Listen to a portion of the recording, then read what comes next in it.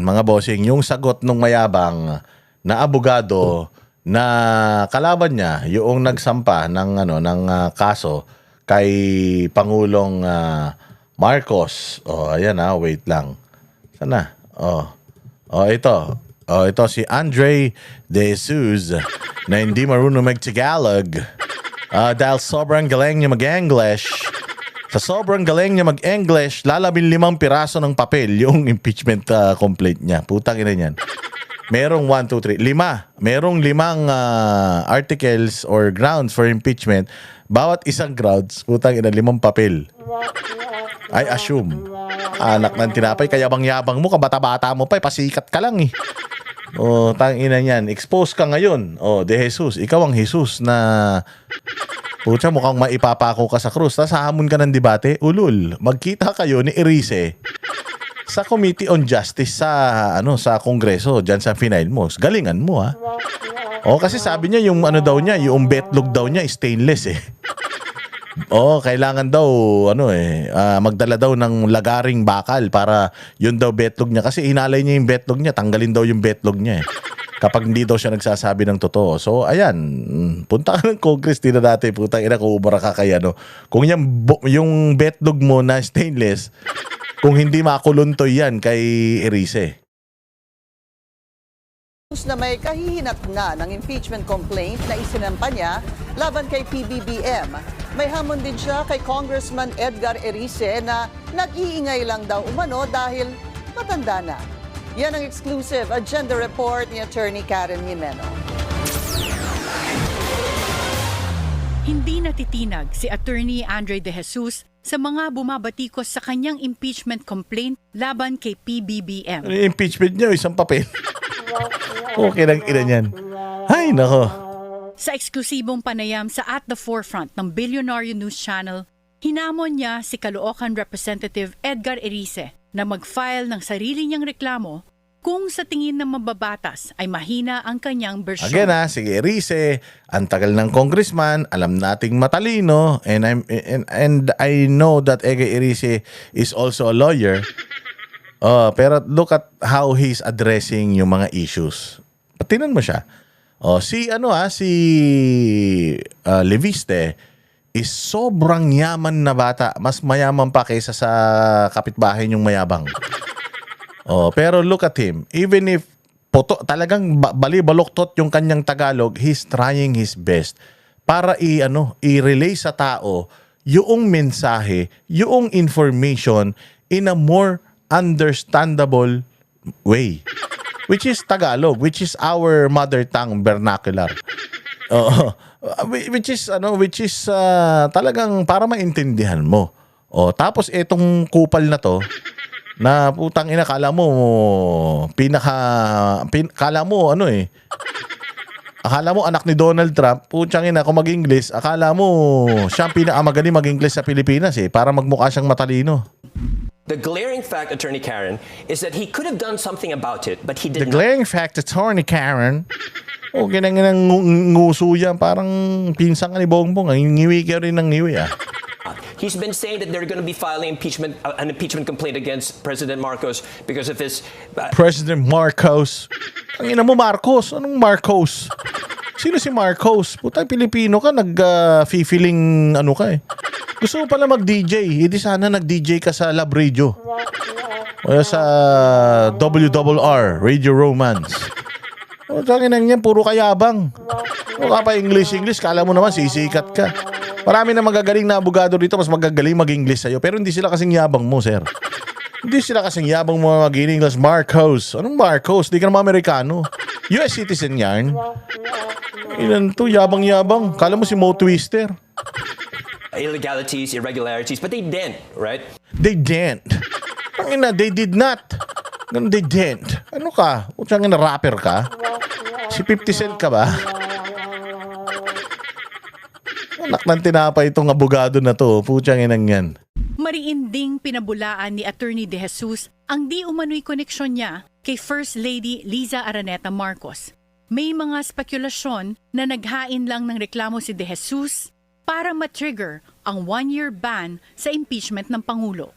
I dare anyone anyone, including and especially Congressman Erice, to present evidence that I've somehow interacted with the First Lady, that I know the First Lady, that I've spoken with her, that I've met with her, because if he's able to prove or present evidence to that effect, I'm willing to have my cut off. And he will need a hacksaw for that because these are made of steel. Oo, bakal daw yung betlog niya. Baka wala nga yun eh. Baka mamaya pek-pek yun nandyan. Ilan to, yabang-yabang nito, parang bading naman. Okay?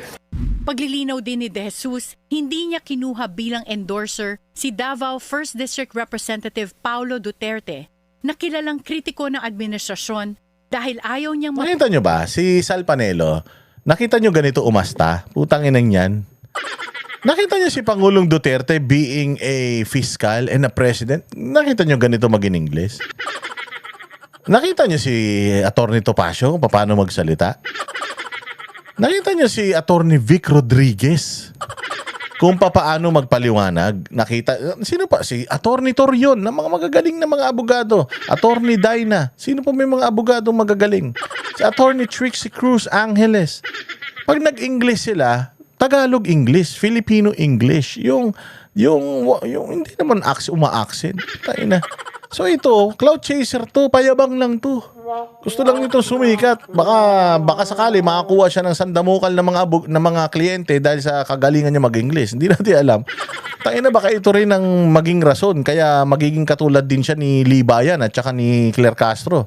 Tsaka ni Jesus Falsis na walang mga abogadong walang mga kliyente. O kung ang purpose niya is makakuha lang ng kliyente, makapagyabang siya dyan kasi nga self-promotion yan eh. Oy, magaling to, abogado na to, islang. Putangin nang yan.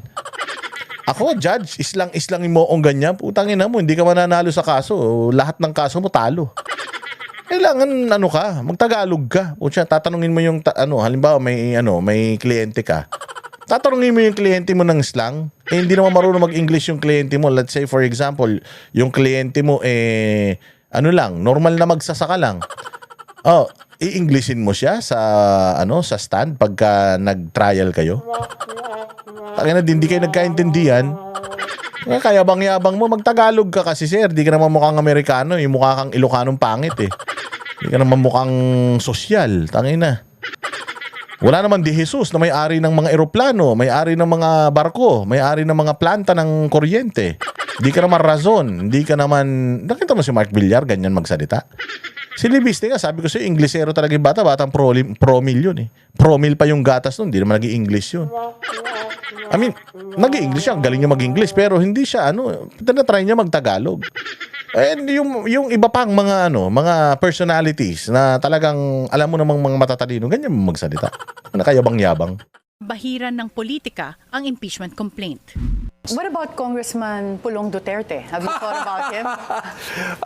Well, that's the thing. I don't want this to be I revert to my motivation Hirap na hirap. Putang na English pa more. in filing this complaint. I don't want this to be a politicized endeavor. I want this Politicized endeavor. Anak ng tinapay, politicized endeavor. Ewan ko sa'yo. Putang ina. Umuwi ka na sa nanay mo. Bumalik ka na sa sinapupunan ng nanay mo. Bata ka pa. O abangan ko yung pagtatapat ninyo ni Erice dyan sa Committee on Justice sa Kongreso. Tingnan natin kung yan pa English mo, putang ina magtagal yan. O sige na, maraming salamat mga bossing. Napakaganda, di ba? I-like inyo, i-share ninyo. Pag di nyo to share, bahala kayo. O, pagka ito na naman, ni-report na naman to ng mga troll. Mas magaling yung troll mag-report sa inyo kaysa mag-share at mag-like kayo, bahala kayo. Mawawalan tayo ng boses. Maraming salamat mga bossing. Mabuhay kayo. Kita-kits tayo sa susunod na vlog. Kami ang boses ng masa, hindi natatakot. Katotohanan lang, di kami nalulunod. Walang bahid ng sismis, lahat ay totoo. Kahit sino ka pa, pag mali ka babanatan ka. Walang pinipili kulay, wala kaming kinikilingan. Basta para sa bayan, kami lalaban.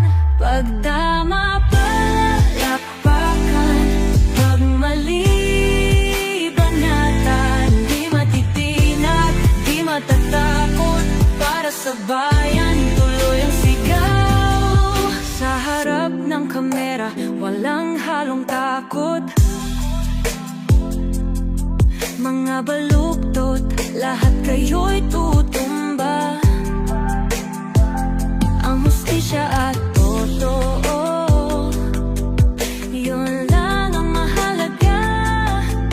Kahit sinong harang, di kami matitinag.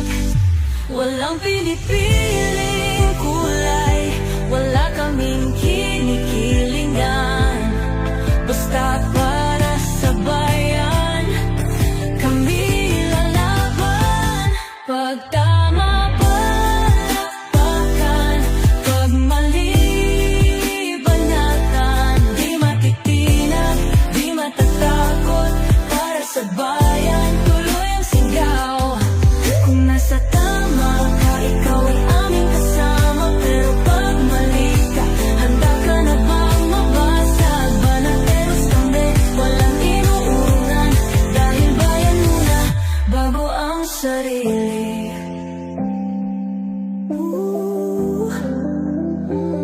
Bago ang sarili.